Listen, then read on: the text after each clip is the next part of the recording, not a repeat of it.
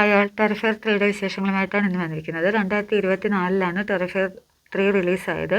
പ്രൈമിൽ double ഡബിങ്ങോടെ ഇപ്പോൾ ഇത് available ആണ്. ടെറിഫയർ 2ൻ്റെ കണ്ടിന്യൂഷനായിട്ട് തന്നെയാണ് 3 മുന്നോട്ട് പോകുന്നത്.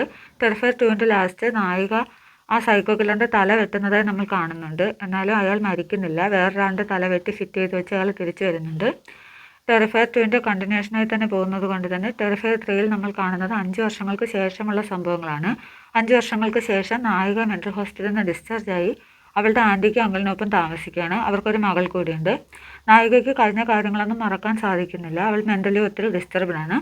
അപ്പോൾ കഴിഞ്ഞ സംഭവങ്ങളൊക്കെ മറക്കാമെന്നുള്ള ധാരണയിൽ വരുന്ന ക്രിസ്മസ് രാത്രി അടിച്ചുപൊളിച്ച് ആഘോഷിക്കാൻ തീരുമാനിക്കുന്നു. എന്നാൽ ആ രാത്രി ഈ സൈക്കോ കില്ലർ തിരിച്ചു വരികയാണ്.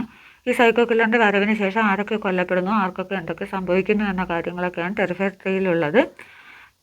ഇത് സ്ട്രിക്ട്ലി അഡൾട്ട് മൂവിയാണ്. ബ്ലഡ് കണ്ടൻസ് ഒക്കെ ഒരുപാടുണ്ട്. മെൻ്റലി ഇതിൽ ഒരുപാട് സീൻസ് നമ്മളെ ഒത്തിരി ഡിസ്റ്റർബ്ഡ് ആക്കും. നിങ്ങളിൽ ആരെങ്കിലും കണ്ടവരുണ്ടെങ്കിൽ അഭിപ്രായം പറയുക. കാണാത്തവരുണ്ടെങ്കിൽ കാണാൻ ശ്രമിക്കുക.